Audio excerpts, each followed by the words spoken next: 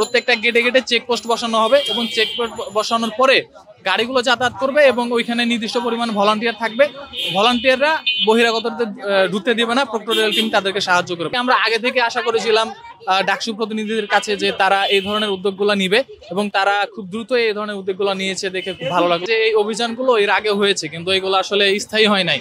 এখন এইখানকার ল্যাকিংস গুলোর কারণ আমার কাছে যা মনে হয় যে ঘাটতি আছে যে বিষয়গুলো, সেটা হচ্ছে ঢাকা বিশ্ববিদ্যালয়ের যেহেতু আমার মনে হয় নির্দিষ্ট কোনো এরিয়া নাই রাজশাহী বিশ্ববিদ্যালয় বা জগন্নাথ অন্যান্য বিশ্ববিদ্যালয়গুলোর মতন। কারণ ঢাকা বিশ্ববিদ্যালয়ের গেটগুলো যদি আপনি বন্ধ করে দেন তাহলে কিন্তু এটা সমাধান হয়, কিন্তু গেটগুলো বন্ধ করে দিলে রাস্তায় জ্যাম লেগে যাবে।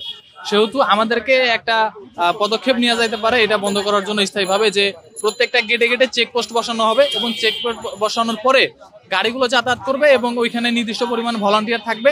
ভলান্টিয়াররা বহিরাগতদের ঢুকতে দিবে না, প্রক্টোরিয়াল টিম তাদেরকে সাহায্য করবে। এইভাবে যদি আপনি উদ্যোগ নিতে পারেন তাহলে এই বিষয়টা স্থায়ীভাবে সমাধান হবে বলে আশা করছি। কি মনে করছেন ডাকসুর আজকের যে উদ্যোগ এটি কতটুকু সন্তোষজনক শিক্ষার্থীদের দৃষ্টিতে? ঢাকা বিশ্ববিদ্যালয়ের একজন সাধারণ শিক্ষার্থী হিসাবে আমি বলবো যে অবশ্যই এটা সন্তোষজনক আজকের এই উদ্যোগ।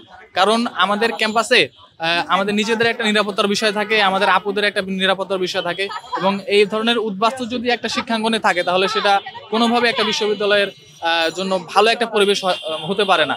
তো এখান থেকে আমরা আগে থেকে আশা করেছিলাম ডাকসু প্রতিনিধিদের কাছে যে তারা এই ধরনের উদ্যোগগুলো নিবে এবং তারা খুব দ্রুত এই ধরনের উদ্যোগগুলো নিয়েছে দেখে খুব ভালো লাগলো। আমাদের সমাজসেবা সম্পাদক এবি জুবাইর ভাই, তো আমরা অবশ্যই সমর্থন করি এবং এই বিষয়টাকে আমরা পজিটিভলি দেখতেছি।